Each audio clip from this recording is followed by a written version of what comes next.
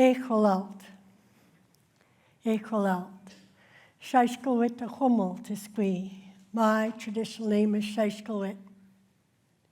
To Ia Thalitzel. This means thank you.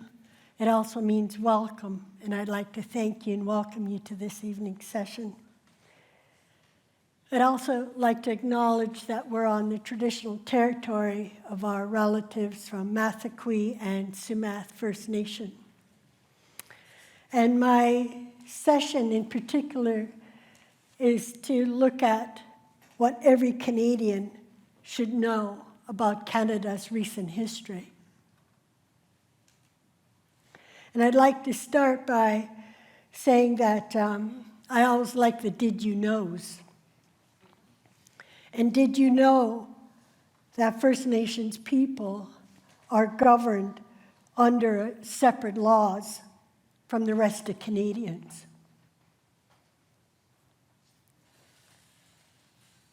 The people, as provinces were formed, they didn't want the Indian people in their towns or attending their schools. And they told Canada, they're your responsibility, Canada. And so began the journey for my people. Prior to contact, we had our way of life. We had our way of spirituality. We had our way of teaching our young people. We had our way of living. But that was not valued by the settlers that came in the government of the day. Rather, we're described as savages, heathen people. And one of BC's first governor, Governor Trutch, hated Indians. He wrote to his parents in Oregon and he said, "You just as well be afraid of dogs as them." We weren't considered human. So there began the government of the day to civilize the Indian people. And one of the first acts, they called them acts, they weren't laws at the time. They created the act, the Gradual Civilization Act of 1857. And they said if you learn to read and write, if you're free of debt, and if you're of good moral character, you'll be considered civilized. And just think, 1857, how many people, how many non-native white people could read or write? How many white people at that time had money or were free of debt? But this is what they expected from my people. That act, with other acts, formed the Indian Act that we're still governed under today. We're still a federal responsibility. My grandmother was born in 1898. She passed away in 1984. So her parents and grandparents grew up in that era. And I grew up with the stories of those eras. So in 1867, that's when the first Indian Act was formed, the laws to govern Indian people. And we still are under the Indian Act today. We don't follow the provincial laws. The provincial laws don't apply to us in a lot of areas, right? And I remember my great-grandmother, she was really teeny, but I remember seeing her with a scarf on, and she had numbers in front of her. She looked like a convict. And I said, well, how come they did that? Well, all the Indians have to have a number, and so do I. I'm a card-carrying Indian. I have to prove that I'm an Indian. So I always ask the white people, do you have a card saying you're white? Do you have to carry a card that you're a white person? Do you have to carry a card that you're East Asian or Asian? I have to prove that I'm an Indian. I'm a card-carrying Indian. Don't let me forget this. It's called a status card, right? But those laws that governed our people were so harmful, and we're still feeling the impact of that harm today. There is no way I can share with you in the brief amount of time that I have all those laws. I'd like you to make a commitment to learn that recent history, to learn about all those laws, and some that still impact us today. One of the first laws that was imposed on our people was in the late 1800s. And it became law, full impact law in 1927-28, where our people couldn't gather 3 or 4. If you did, you go to jail. If you gathered 3 or 4, you paid a fine or go to jail. And I remember growing up in my reserve and watching on a television, real small television, about cowboys and Indians. And when I seen that, I asked my grandma, well, if I'm an Indian, where's my teepee and where's my feathers? And my grandmother put her head down. She said, we didn't have teepees. We had longhouses. So there began my education about being an Indian.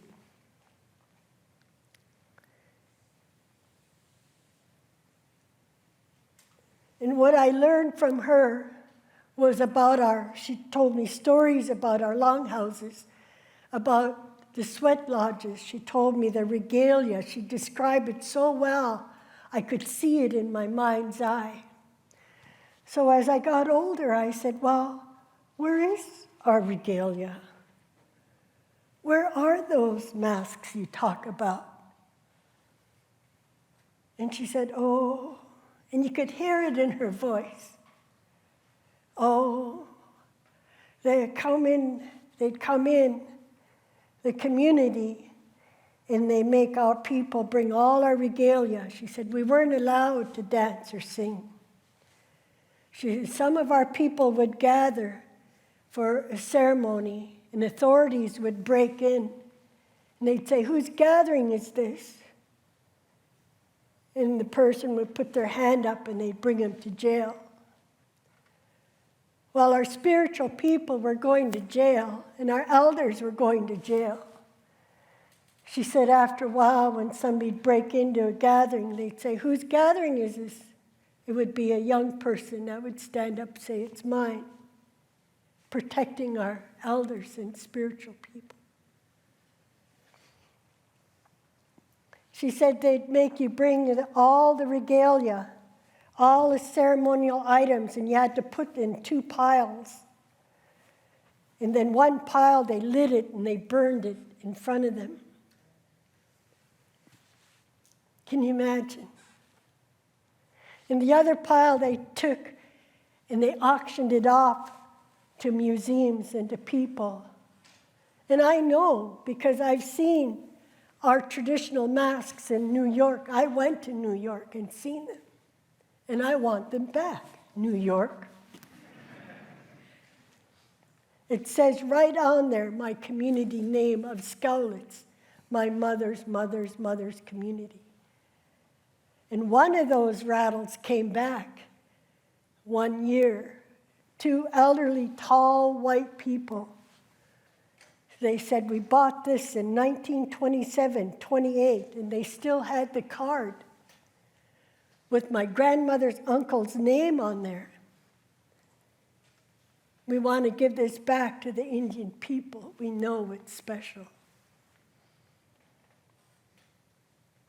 So that anti-potlatch law wasn't lifted until 1951, but by then the damage was done. So much of our language and knowledge and cultural teachings was lost. And of course, the most difficult time for our families and communities was the residential school era. From the 1870s, and the last school here in Mission to close was 1996. 3 to 4 generations attended the residential school era. In my family, it was my mother, her mother, attended residential school. And I was 10, going on 11, my father died, and they showed up at our door.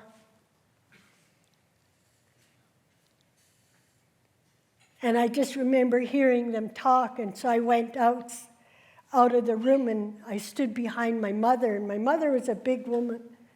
She could fill a doorway, and she could ring a mop like this. You didn't mess with her. And then I could hear them saying to her, you're a young widow, 5 children, 3 under the age of 10. Let us help you raise your children. I knew my mother's anger. I grew up with her anger. And I could feel her body. And I was standing behind her. I could feel her body and feel her anger, and I got a little bit scared. And she said, I still have my husband's cork boots, and I still have his gun, and I know how to use it.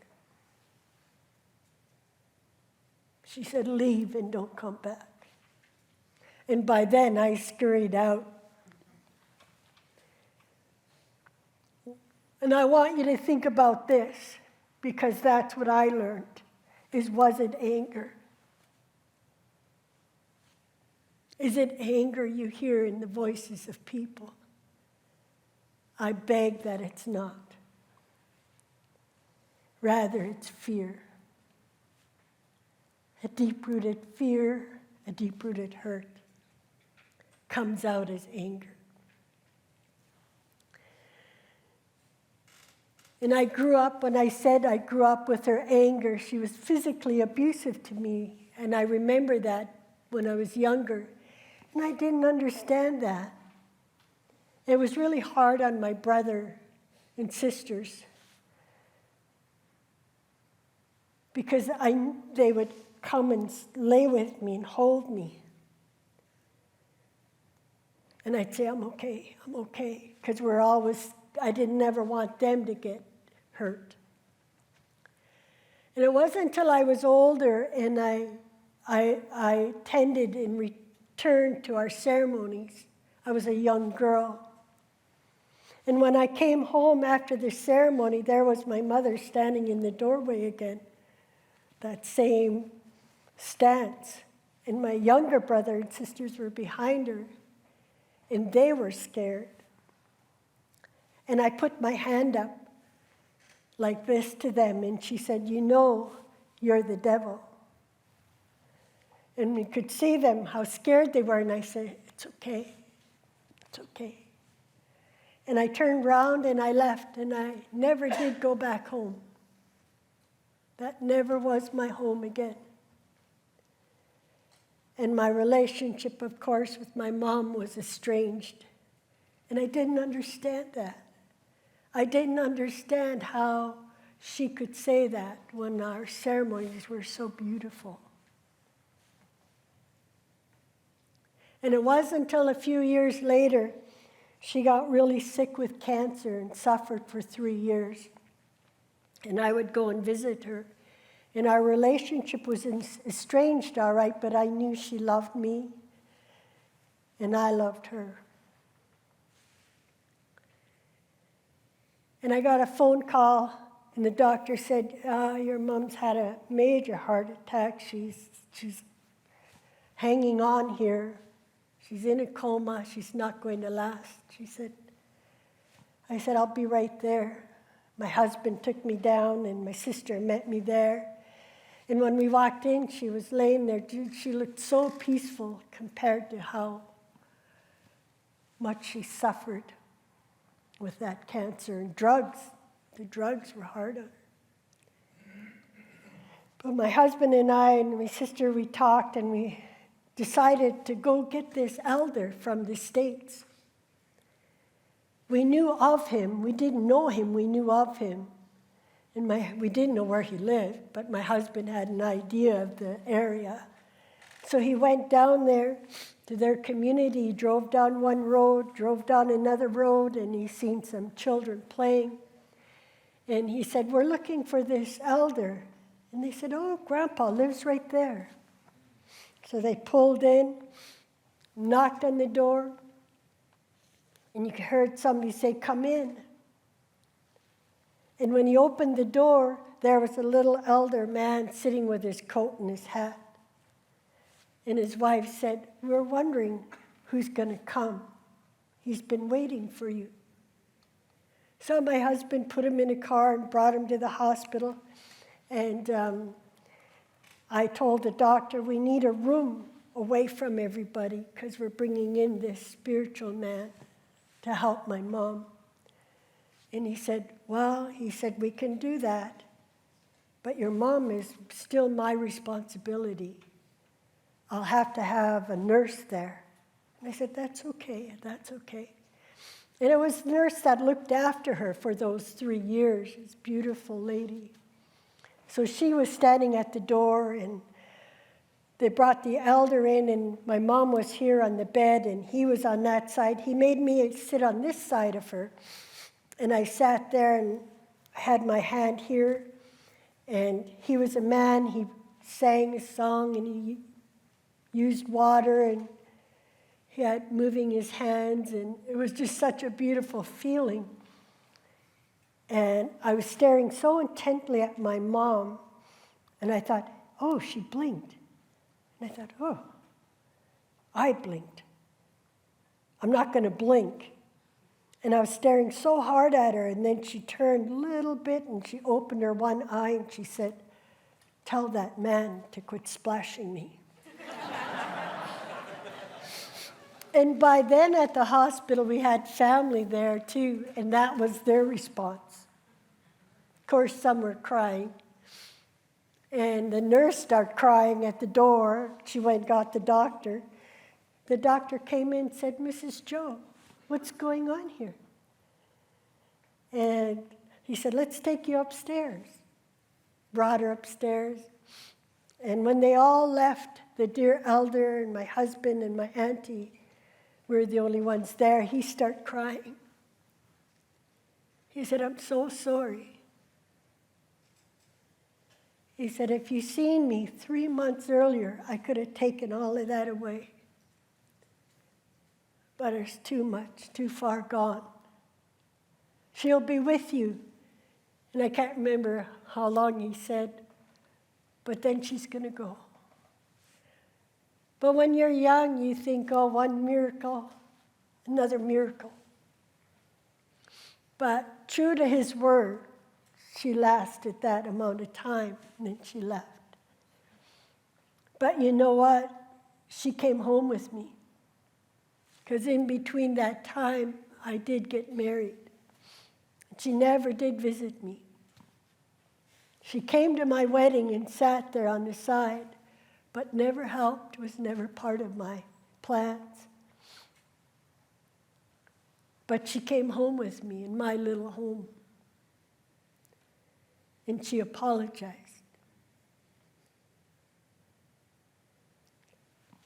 She said, I did not want you to follow our spirituality. I did not want you to be spiritual. She said when I was a little girl, her grandmother was a spiritual person. And she witnessed her grandmother getting beaten because of her because she was a spiritual person. I did not want that for you. So I want you to think about this, right? The residential school era damaged so many of our families. And that's what you see today. You think about it, if you take away their mind and control it, if you abuse their body, physically, sexually, starve them, and you take away their spirituality, what do you have standing in front of you? A shell of a person. And that's what you see downtown East Side. That's what we see in our community sometimes. But I also want you to know this.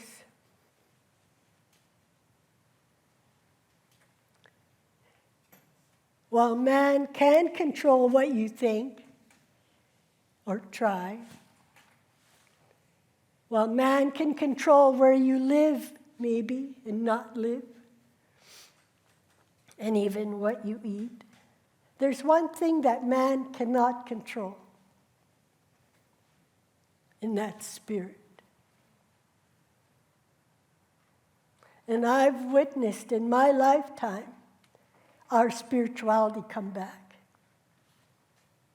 Our longhouses have come back in my time. Sweat lodges have come back in my time. Regalia has come back in my time, and so has ceremony. And that's what you see in our children and grandchildren today.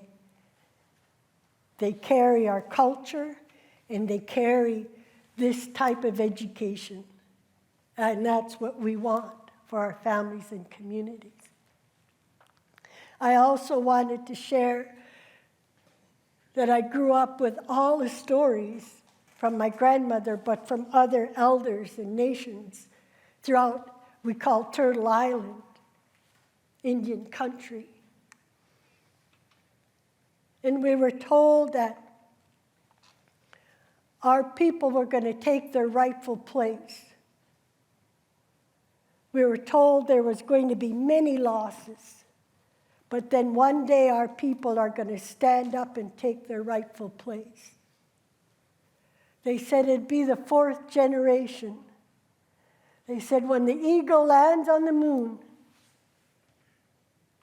first people are going to turn around, claim their culture, and take their rightful place. 1969, when that astronaut landed on the moon, his first words back to Earth throughout the world, because of television, was that the eagle has landed. Can you imagine how our people felt, our dear elders, our spiritual people? And that is what has sustained me over the years. But what I want for people, we know that we're here to stay. We know that each one of you are meant to be here. But truly live and accept one another. The last story I heard was that our people come from the East, the color red, the gift of vision, the ability to see into the future and the past. From the West come all the races of Black people, their gift of understanding. From the South come our Asian people and their gift. And from the North, the white people in their gift of travel. But we were told that until these four races of people come together with a true respect and a true understanding, that's the only day this earth as we know it will know peace. It's not the first time for earth. It's the fourth time. And it will be the last time until we can learn to live together with true respect and true understanding. And I really believe that it's every Canadian's responsibility to learn, know, and share the recent history of First Nations. We cannot change what we don't acknowledge. I taught this for over 30 years. And my students would come up to me and they'd say, I didn't know. How could this happen in Canada? Why isn't it taught in schools? Right? And I ask that not to rely on First Nations to educate you, but for you to take responsibility to learn more. That's my hope. And take a look at what First Nations live in your backyard. 24 Stalo communities, 10 surround Chilliwack. It shouldn't even be Chilliwack. It's Chilliwack. That's the name.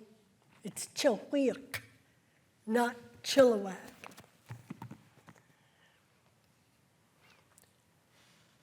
And at the end of the day, my students, a lot of them or people would come and say, well, what can I do?